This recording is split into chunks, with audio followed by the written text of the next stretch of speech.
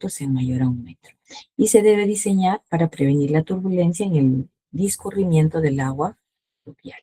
Entonces, probablemente en algunos casos, la descarga hacia el buzón mm, nos genere turbulencia por los cambios de pendiente o porque tenemos ahí un pequeño salto, bien, por la diferencia de cotas en ese punto.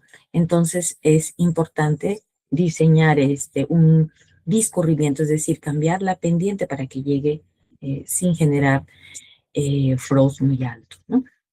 Y respecto a las depresiones para el drenaje pluvial, tenemos respecto a la geometría, la longitud de esta depresión para el drenaje en el sentido de flujo no es menor a 1,50 m y por ningún motivo se invade el área de la berma. Entonces podemos hacer esos cambios de pendiente, ¿no? 1,50 m de longitud.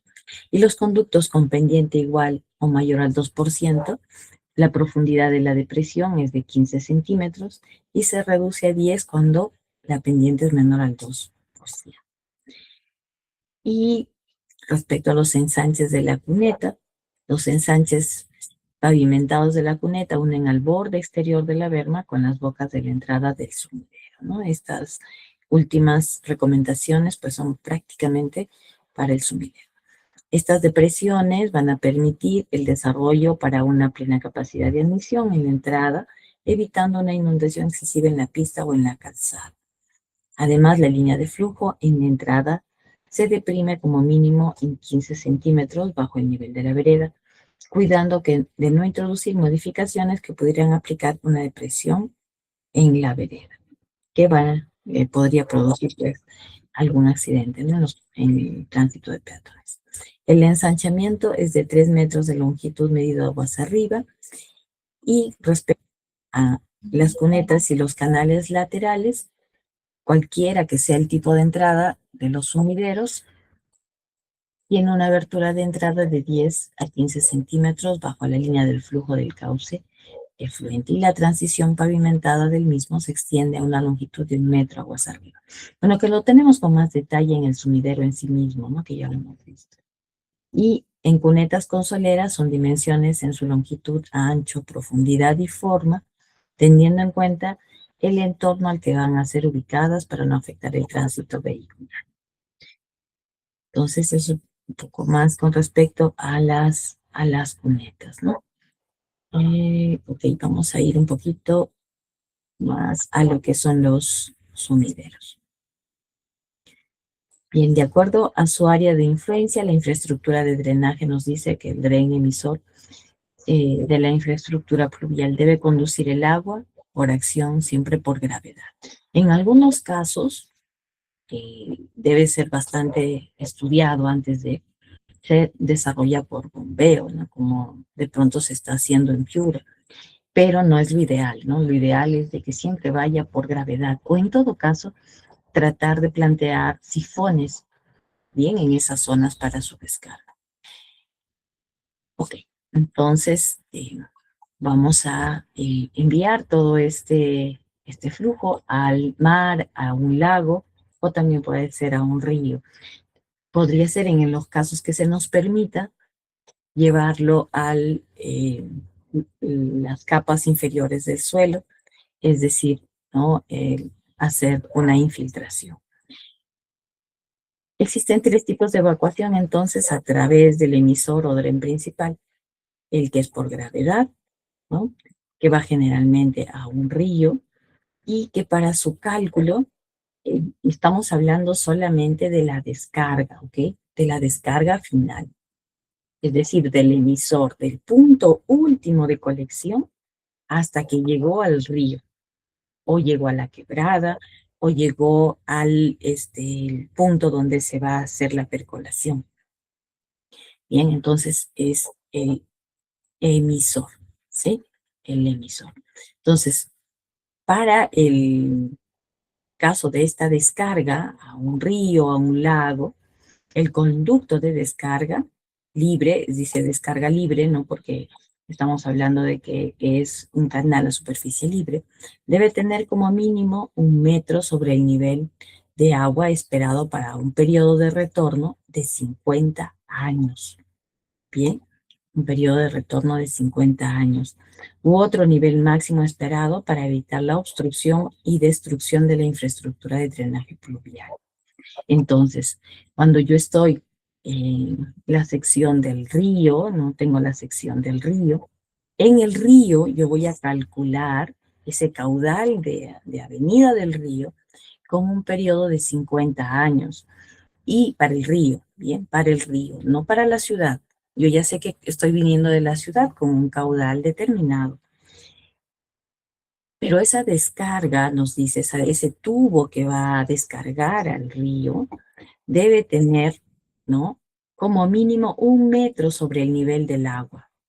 Esperado para un periodo de retorno de 50 años en el río. Es decir, el río va a tener un tirante, ¿bien? Que se calcula con un periodo de retorno de 50 años. Entonces, luego de haber calculado en el río ese tirante, bien, para ese periodo de retorno, el tubo de descarga que está viniendo del colector debe tener 1 metro más arriba, ¿ok? Y eso es lo que nos dice en el momento de la descarga. Ok, debe descargar libremente. Bien, usted dice, ese tubo no puede estar ahogado, en otras palabras, debe tener una descarga libre. Bien, con el nivel de agua del conducto hasta de 1 metro, por los niveles máximos esperados. Bien, en conductos que descargan a cuerpos de agua sujetos a consideraciones fluctuantes de nivel, tal como la descarga en el mar o por las mareas, es necesario prevenir que ingresen al alcantarillado pluvial. Podría ser, como no se puede controlar el tema de las mareas, a lo mejor, ¿verdad? O colocarlo de todas maneras, no lo vamos a poder colocar, en otras palabras, a descarga libre, porque la marea sube, ¿no? A partir de las 6 de la tarde normalmente la marea sube. Entonces alcanza tirantes más altos, se acerca más, en otras palabras, ¿no? Hacia el litoral. Entonces, al subir el agua, entonces la descarga puede ser que se haga ahogada. En este caso, para que no ingrese el agua del mar a la descarga, entonces se coloca una válvula de retención, ¿bien? Para que no ingrese el agua del mar, en otras palabras, al colector. En este caso ya el emisor que está llevando el agua hacia el mar. Puede hacerse una evacuación por bombeo, ¿no? También, que es otra forma, en cuanto no sea posible la evacuación por gravedad. Bien. Se puede considerar la alternativa de evacuación mediante el uso de un equipo de bombas móviles o fijas. Como en la evacuación de agua pluvial, la exigencia tiene grandes caudales, relativamente cargas bajas, y las bombas de flujo axial y gran diámetro pueden ser las más adecuadas para esta acción, ¿no? Y bueno, obviamente pues habrá que calcular el caudal que tenemos que descargar. En caso de colocarse instalaciones electromecánicas para el bombeo, se deben prever otras fuentes de energía para su funcionamiento. Bien, entonces es con respecto a la evacuación ya en el emisor. Y también podría ser mixta, ¿no? Entre las que ya hemos como establecido en la norma, la evacuación por gravedad, bombeo, pues, también puede darse mixta. En algunos puntos puede ser la descarga libre, en otras puede ser por bombeo también, ¿no? O de acuerdo también al cómo se dé la evacuación. Ok, respecto a los lineamientos de diseño. Para el diseño del diámetro, pues utilizamos la ecuación o la fórmula de Manning, que la habíamos visto, ¿no? En la clase anterior también.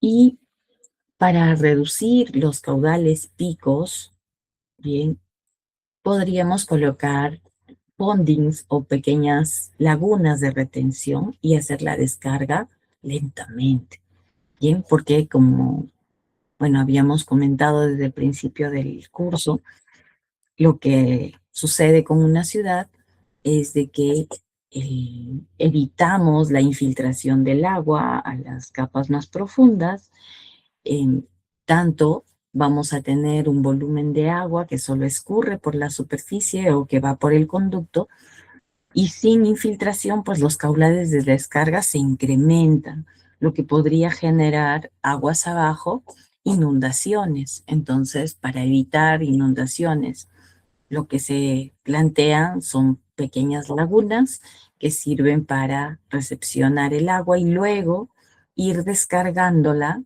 ¿no?, al río de forma lenta, ¿no?, para evitar de pronto inundaciones aguas abajo.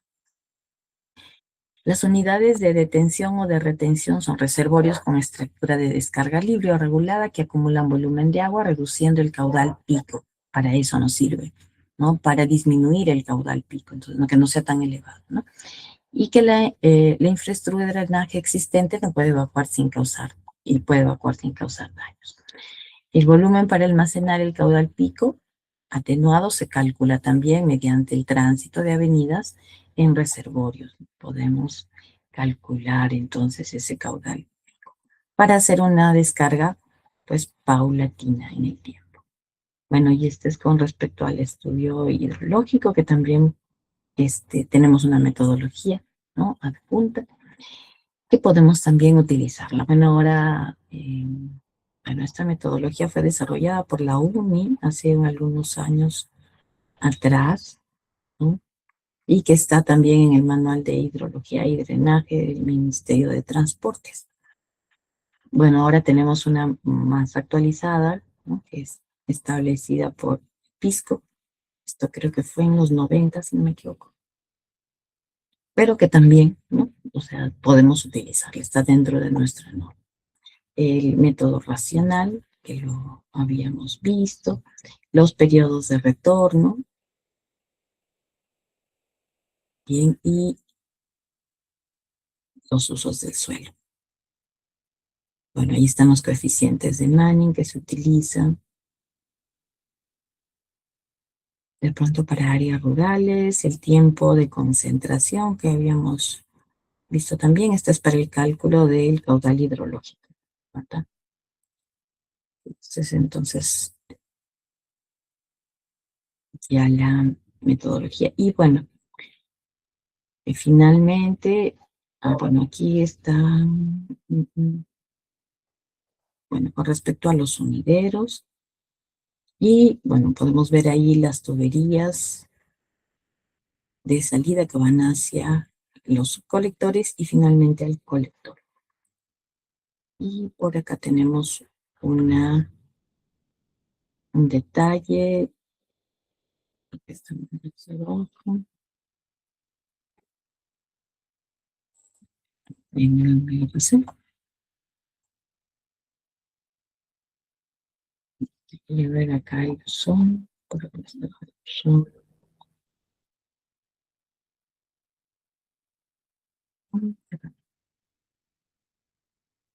No encuentro el soncito.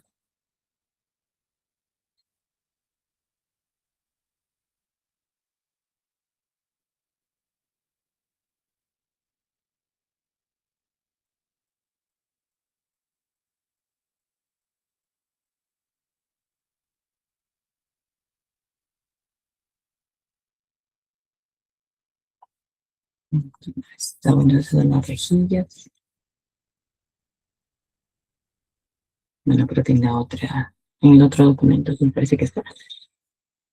Y bueno, este uso para el cálculo del diámetro, ¿no? Podemos utilizar la ecuación simplificada que habíamos visto en la clase anterior, o también podemos hacer uso acá del monograma.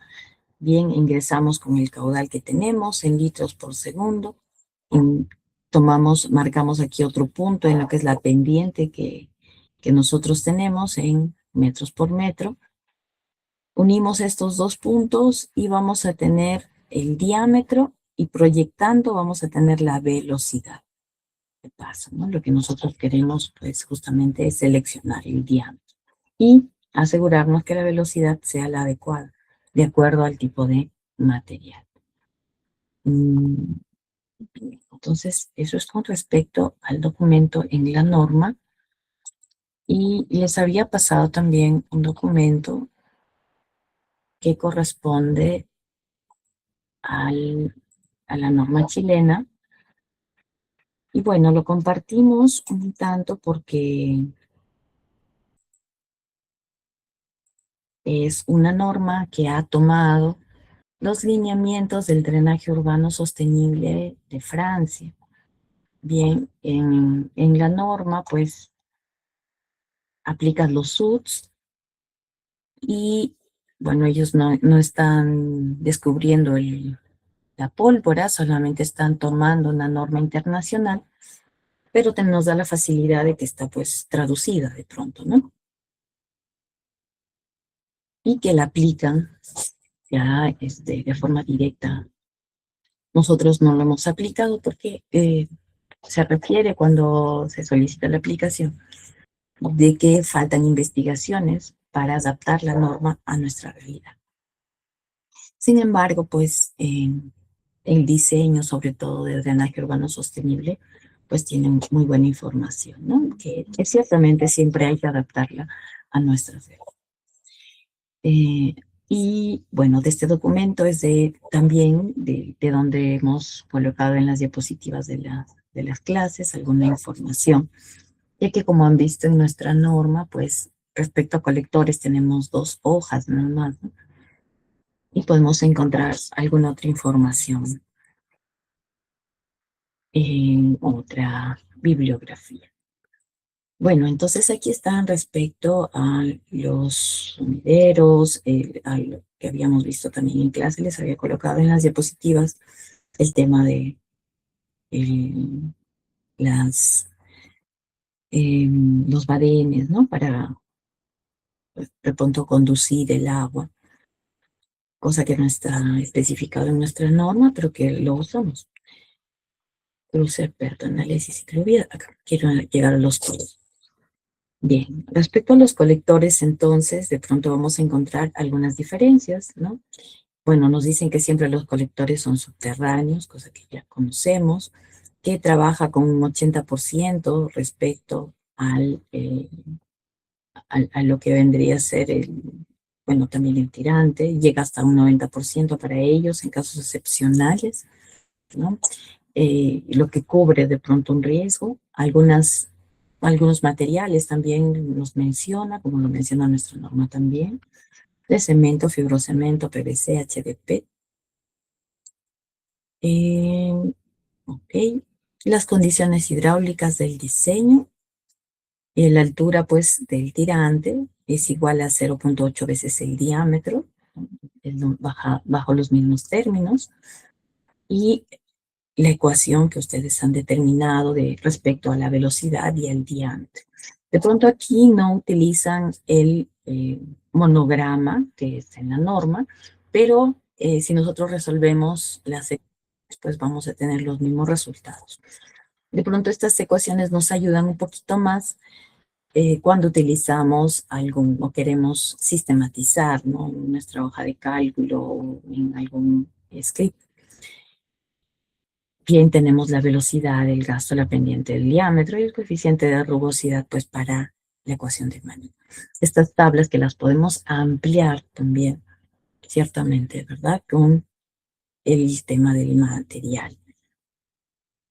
Y que hay que tener cuidado cuando nosotros analizamos una ciudad que ya tiene el sistema un tiempo de vida útil determinado, pues es muy probable que este coeficiente haya cambiado, bien, sea mayor, por ejemplo, ¿no? Entonces aquí también, respecto a la velocidad, considera velocidades a lo mejor menores que lo que respecta a nuestra norma, ¿no? Como, por ejemplo, 0,6 al 0,9, y en las velocidades máximas también de 4 a 6 metros por segundo. Bien, pero siempre nosotros tenemos que, en esta parte, ir a la normativa de las especificaciones técnicas de los materiales. Bien, por eso en nuestra norma también dice claramente que el diseñador pues es el responsable, ¿no? De establecer estas velocidades.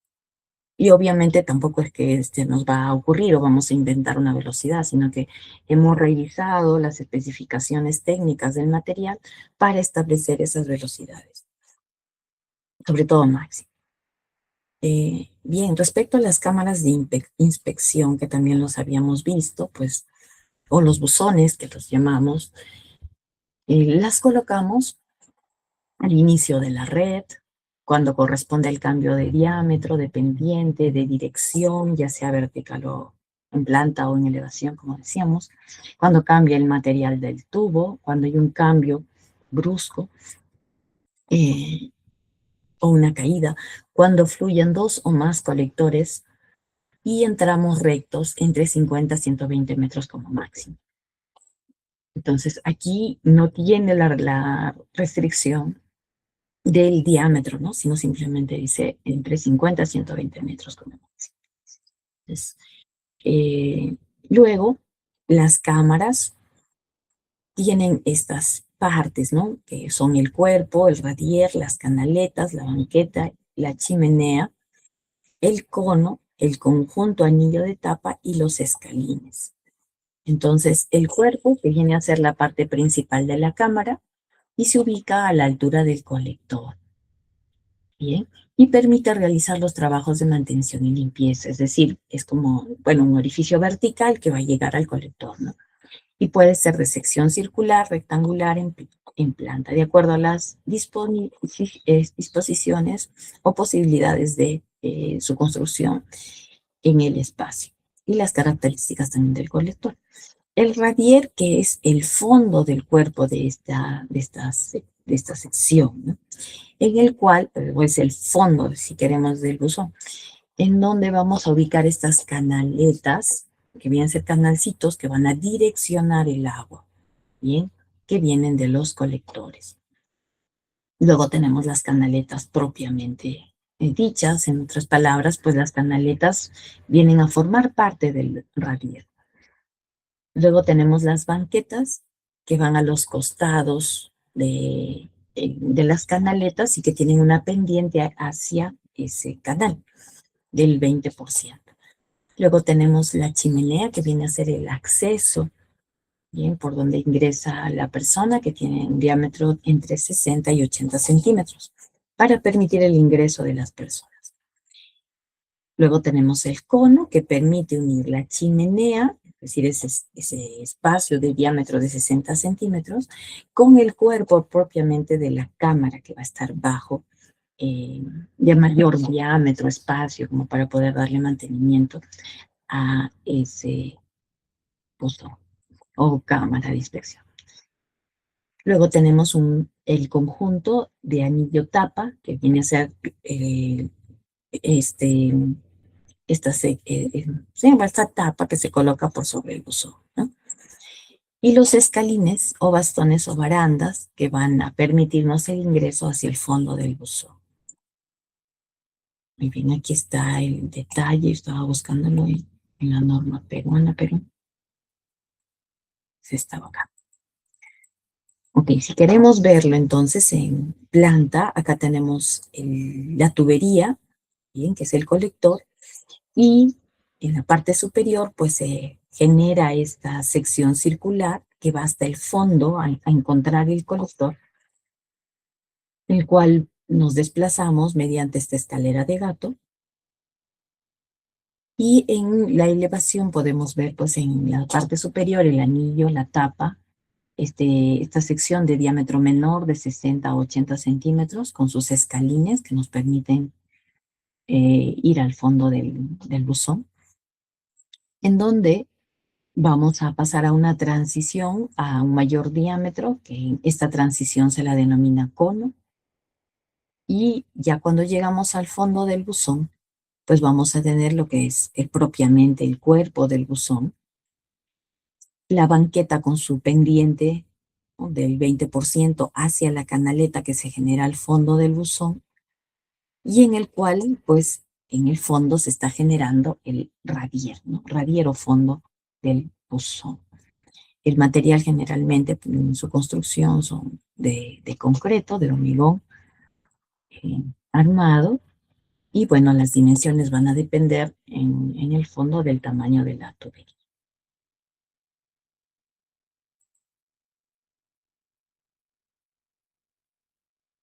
Ok. Respecto a las cámaras, estas cámaras de inspección hay para esta norma, bueno, las tenemos de tipo A, tipo B y las de inspección especiales.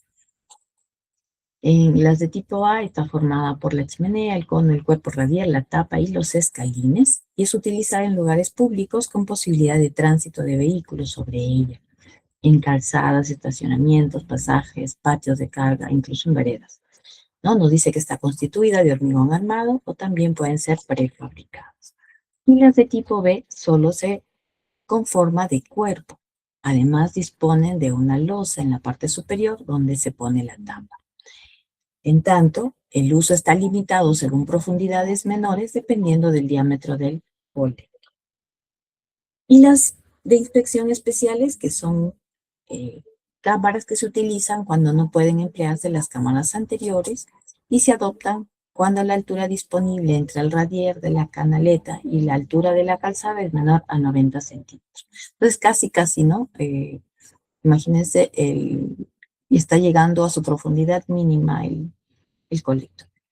En el caso de usar cámaras de inspección prefabricadas, pues tenemos aquí en Chile hay mucho el tema de todas estas estructuras prefabricadas, ¿no? Y tienen esa política porque son más económicas. Bien, en lugar y también económicas en el proceso de ejecución de las obras, ¿no? Porque se llevan y se instalan. Lo otro en su construcción in situ, pues involucra un tiempo mayor, ¿no? En el proceso constructivo. Ok, bueno, y el tipo de radier está definido según la solución que se desea lograr, ya sea en el inicio del colector o en el final del colector, ¿no? Ok, entonces, en el fondo, en el radier, nosotros podemos tener diferentes formas de salida de flujo. Puede ser que el flujo es la línea, la flechita de color rojo. Puede ser que el flujo pase nada más y entonces esto también está significando el canal del fondo, ¿no? Hay un canalcito del fondo que va a generar también este flujo. Bien, en el fondo del buzón. También puede ser que haga un giro, es decir, un ángulo en este caso de 90 grados. Puede ser que ingresen dos flujos y salga un flujo de esta manera. Y bueno, pueden darse todas estas características que se presentan en la imagen. No todo va a depender pues de las pendientes de ingreso y de salida y también de la conveniencia de cómo nosotros querramos que el flujo vaya en uno u otro sentido. Muy bien. Y ya con respecto a los colectores superficiales, nos dice que el proyectista debe considerar la conservación y mejoramiento de los cauces naturales que se encuentren al interior del área de desarrollo. Puede ser que tengamos un pequeño lago, laguna o un pond también, ¿no? Que podemos construir para descarga y luego pues vaya regulando la descarga hacia el río principal. La utilización de cauces naturales nos dice para mantener los cauces naturales y utilizarlos como parte de la red de drenaje, pues es importante considerar los siguientes aspectos. Mantener su trazado original sin considerar su entubamiento, salvo para obras de arte. Desarrollar obras para controlar la erosión y evitar la sedimentación. eh, Siempre mantener y establecer la sección del cauce, es decir, también evitar, eliminar los meandros, ¿no? Entonces, ¿qué sucede si yo elimino un meandro? Es decir, una ondulación del río en planta, ¿no? El río viene ondulante y para canalizar de pronto hago una sola línea de flujo, ¿no? Eso está pues errado, ¿no es cierto? Está mal. ¿Por qué? Porque estoy disminuyendo la longitud de recorrido. de un punto inicial y un punto final. Por tanto, la pendiente se va a incrementar. Al incrementarse la pendiente, se incrementa la velocidad del flujo. Al incrementarse la velocidad del flujo, se incrementa la erosión en el fondo del río. Y pues esto puede producir también, ¿no? De que aguas abajo, pues se generen inundaciones, ¿no? Avalanchas en las avenidas máximas. Entonces hay que tener mucho cuidado. En algunos casos, los ríos o las quebradas se han cubierto totalmente para generar en esa zona calzada, cosa que no se recomienda, ¿no? Como podemos ver aquí en la norma. Sin embargo, se ha planteado en algunos casos extremos por la necesidad del tránsito, como en la ciudad de Cusco, por ejemplo, ¿no? Una de las principales calles está totalmente, pues, cubierta por la calzada. ¿Sí? Entonces, cuando suceden estas situaciones, miren, en nuestra norma, decíamos que para la descarga lo analizamos con 50 años, ¿verdad? De tiempo de retorno. Sin embargo, aquí en la norma pues nos indica que debe ser de 100 años, ¿no? Entonces, de pronto trabaja con un periodo de retorno mucho mayor, el doble, ¿no? Que va a incrementar obviamente en el cálculo del caudal de descarga. Bueno, y estas zonas que se están viendo acá son zonas que se han planteado dentro del estudio del drenaje urbano para ser inundadas en el caso de las avenidas máximas. Bien, o sea, ya lo tienen planteado de que esta zona se va a inundar cuando se tenga una avenida máxima. Y no todo el año pues llueve, entonces el resto del año, cuando no es época de lluvia, se utiliza como una zona de recreación. Siempre tratar de que, bueno, es como es un enfoque de SUTS un poco más en esta norma, pues vamos a tener eh, otras alternativas antes de la descarga directa al río, que pues no lo tiene nuestra norma aún, ¿no? Evitando siempre el tema de la erosión y disminuyendo la pendiente, siempre pensando en disminuir la velocidad en todo caso. Bueno, y nos habla también de las restricciones para controlar este flujo máximo con el periodo de retorno de 100 años, respecto, por ejemplo, a lo que vendría a ser la pendiente de fondo, la altura de agua, la cubierta, ¿no? Para analizar el número de Freud y la velocidad. Bien, las plantas, bueno, ya con respecto a las plantas y a qué se requiere.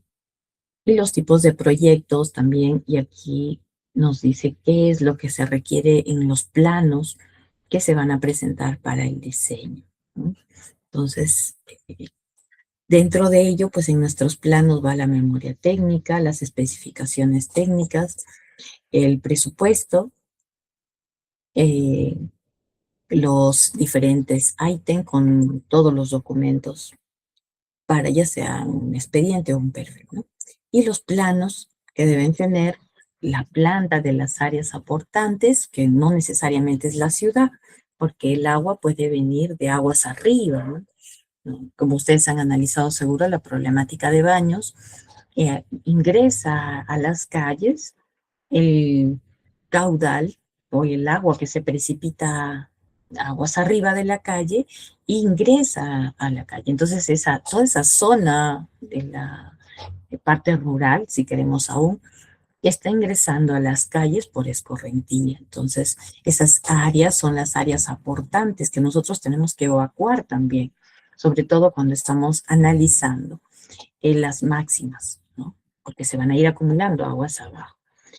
Bien, y la planta del proyecto de aguas de lluvia, que ya es propiamente de la ciudad, que convergen ambos. Los perfiles longitudinales de las calles, de todas las calles. Los perfiles transversales cada 20 metros de la calle. Los detalles que son de los sumideros, de los colectores y los cuadros de resumen. Bien, entonces es importante vamos a ir a la caracterización Métodos de lluvia escorrentía, verificación de resultados. Planta áreas aportantes, planta de proyecto. Quiero acá. Okay, bueno. Los planos de planta deben de tener, por aquí está, longitud, diámetro, pendiente y sentido de flujo, ¿no? Pero estos...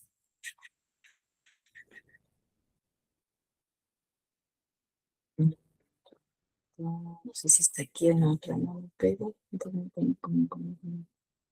Bueno, no me encuentro, creo que está en el otro. Bueno, los perfiles longitudinales, eh, bueno, sabemos que la relación de la horizontal y la vertical pues debe ser de 1 en 10, ¿no? La relación de las dos escalas, eso ya lo conocen. El dibujo de las tuberías respecto, deben verse en planta y en ese perfil. Bueno, los perfiles transversales que van cada 20 metros. Y los detalles constructivos. No lo encontré, la longitud, pendiente, diámetro, eso que es, bueno, cuadro de resumen. Podemos también colocar un cuadro de resúmenes o en el mismo plano, ¿no? Para poder hacer una lectura adecuada del plano. Y bueno, ¿dónde va en la numeración de la cámara? El número del buzón, 1, 2, 3, 4. El tipo de cámara que estamos planteando, en este caso pues son 2. El tipo de radier, la altura, la cota de la rasante, la cota del radier, entrada y salida, el diámetro del cuerpo, el mayor diámetro de la canaleta, los escalines y la banqueta. Y en los cuadros de resumen de tuberías, aquí está. Largo, diámetro, pendiente, material y la cámara de inicio y de término, es decir, por ejemplo, del buzón 1 al buzón 2, ¿no? Va con una longitud de, vamos a decir, 100 metros, un diámetro de tubería de 20 pulgadas, con una pendiente, ¿no? De 0,5% y la tubería es de PVC, ¿no? Entonces eso debe estar ya sea en el cuadro de resumen, bien, identificado de tramo a tramo, o en el mismo plano en planta. En los cuadros de los sumideros y los cuadros de, si es que hubiera sistemas de infiltración. Bien.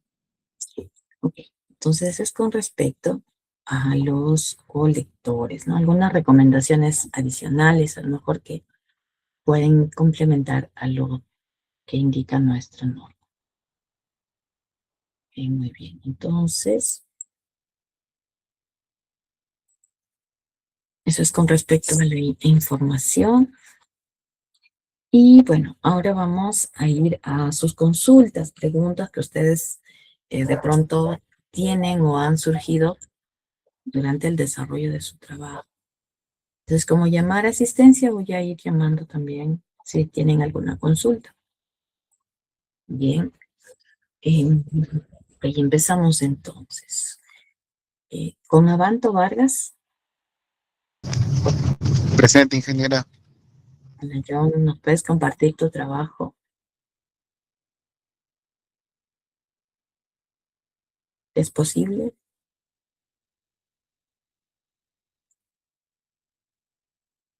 Ingeniera, disculpe, no estoy en mi laptop ahorita.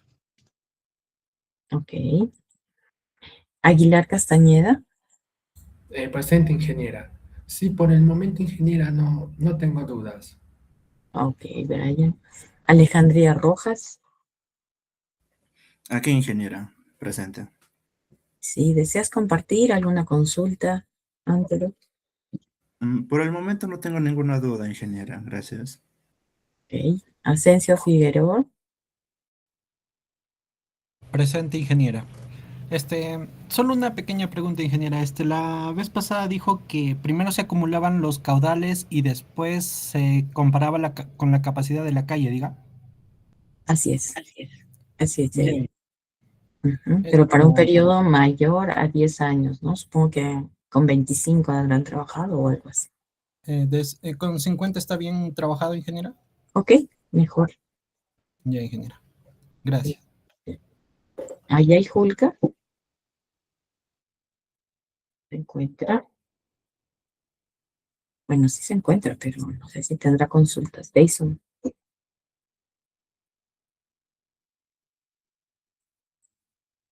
A lo mejor se quedó sin cobertura. Boñón Leiva. Johnny. Bustamante Mejía. Cárdenas Borges. Presente, ingeniera. Buenas. Jordan, ¿alguna consulta? Todo claro, ingeniera, por el momento. Qué miedo. Ok, prefiero que me hagan preguntas. Cárdenas Borjas. Todo bien, ingeniero. Carrasco Infante. No tengo dudas todavía, ingeniero. Bien. Casas Hazañero. No, ingeniera, muchas gracias. Castillo Medina. No hay ninguna consulta de mi parte, ingeniero. Chamaya Casas. Presente, ingeniera, ninguna duda. Y Chávez Goicochea. Presente, ingeniera. No tengo ninguna consulta. Silón Terán. Presente, ingeniera. No tengo ninguna duda. Ok. Cubas Díaz. Presente, ingeniera, todo